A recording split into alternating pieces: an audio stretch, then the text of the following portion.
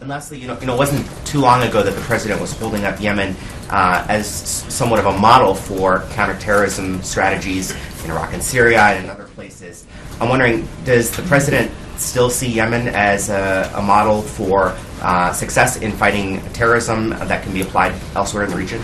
Josh, the case that we have made is that Yemen did serve as a template for the kind of strategy that we would employ and have employed to mitigate the threat from extremists around the world. And in Yemen, the United States did on occasion take steps to remove some extremists from the battlefield. Those were steps that were carried out using U.S. capabilities, but they were done in coordination with a central government and with national security forces inside that country.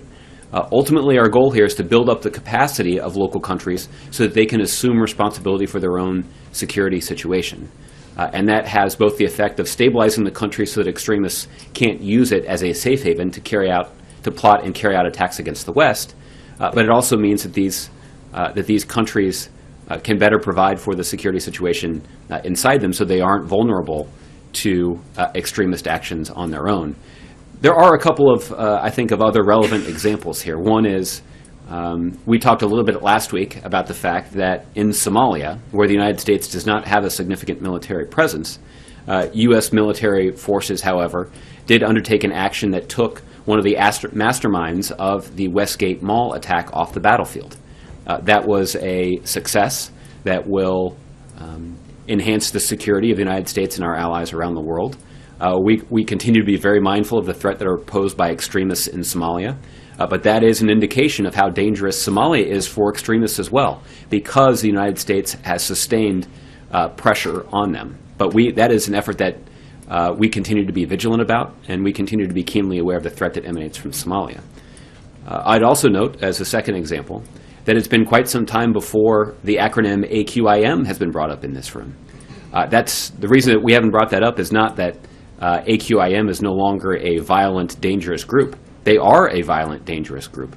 But because of the efforts of the United States and most importantly our partners, the threat from AQIM in North Africa has been mitigated, but certainly not eliminated. This is thanks to the efforts of our French allies who have made a substantial commitment of forces to try to stabilize the country of Mali. The United States continues to work with the Mali government as they try to stabilize their country and to eliminate the threat from extremists that are operating there. And the last example that I would cite is actually one that we do cite frequently, which is Syria. There's no U.S. embassy in Syria. There's no U.S. military personnel inside of Syria. But yet the United States has the capability and the wherewithal to carry out strikes against extremists inside of Syria. Not just ISIL, but even other extremist groups that have a more immediate or that pose a more immediate threat to Western interests. And the United States has the capability and has demonstrated a willingness to apply pretty intense pressure to those organizations as well, even though there is no U.S. military or diplomatic footprint inside Syria.